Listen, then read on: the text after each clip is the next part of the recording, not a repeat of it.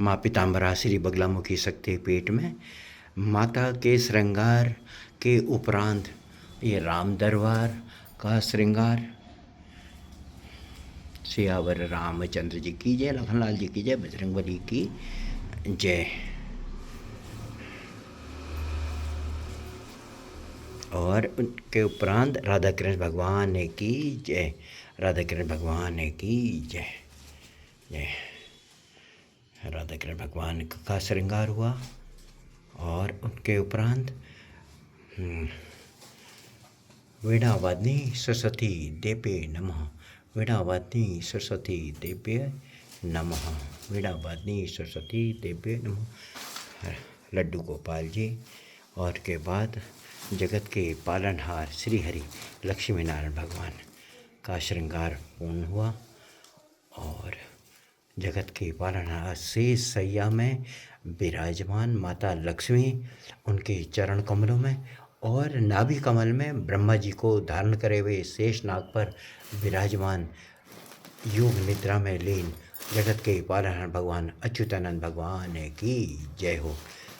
ये जो प्रतिमा मानी जाती है जिसमें भगवान क्षीर सागर में शेषनाग जी पर विराजमान माता लक्ष्मी जी के साथ ब्रह्मा जी को नाभि कमल में धारण करे हुए, ये बड़ी अलौकिक प्रतिमा मानी जाती है।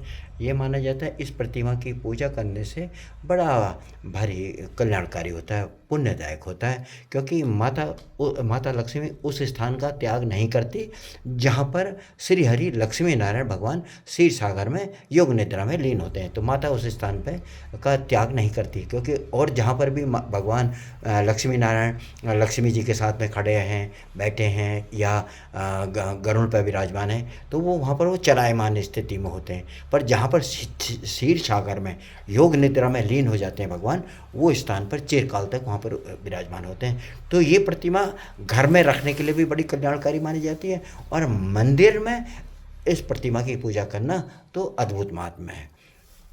जो मैं ये प्रतिमा को जो आज श्रृंगार किया गया है, इनको ब्यूटिशन, भगवान की ब्यूटिशन निशा जोशी से बात करते हैं। निशा जोशी जी, क्या कहना चाहोगे आप माता के जो आप भगवान को सजाते हो, कैसे मन में आपके भाव आता है, फिर कैसे करते हो? बस ये लगता है कि भगवान को कैसे और मतलब वो तो सुंदर होते ही हैं भगवान जी, लेकिन कैसे और अच्छी तरीके से सजावट की जाए जिससे और भव्य रूप उनका दिखे। मन से ऐसे भाव आता है कि बस सेवा ही करते रहूँ, उनको सजाते रहूँ, ऐसा मन में आता है।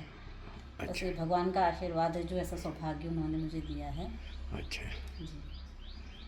तो ये जो इस भगवान की प्रतिमा को सजाने में अलग अलग भगवानों को, यहाँ पर राम दरबार को और माता जो बगलामुखी हैं, इनको सजाने का कोई विशेष दिन है या आप कितने दिन बाद बदल देते हो? जैसे कोई भी पर्व आता है, कोई त्योहार आता है, जैसे नवरात्रि आते हैं और कोई बड़ा त्योहार आता है, तो तब हम समय समय पर भगवान के वस्त्र जो है बदलते हैं। अब 12 अप्रैल को यहाँ पर हनुमान जी का चोला भेंट चढ़ेंगे और उसके बाद में मई माह में माता बगलामुखी का प्रकाट्य दिवस है।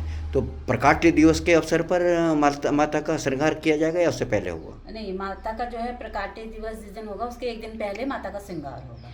तो माता का जो बगलामुखी महामाई का जो मंदिर है, यहाँ पर माता का प्रकाट्य दिवस 5 मई के आसपास है। तो उससे पूर्व अगर कोई माता का श्रृंगार का इच्छुक हो कोई भक्त, तो वो संपर्क पहले बगलामुखी पीठ में कर ले। अब माता के अलावा यहाँ पर लक्ष्मी नारायण भगवान और शेषशय्या पर विराजमान यहाँ पर माता सरस्वती और राधे कृष्ण भगवान और राम दरबार के अलावा बगलामुखी विराजमान है। तो आप मंदिर में दर्शन करने आइए और आपका अगर श्रृंगार करने का मन है तो आप सिर्फ भेंट कीजिए।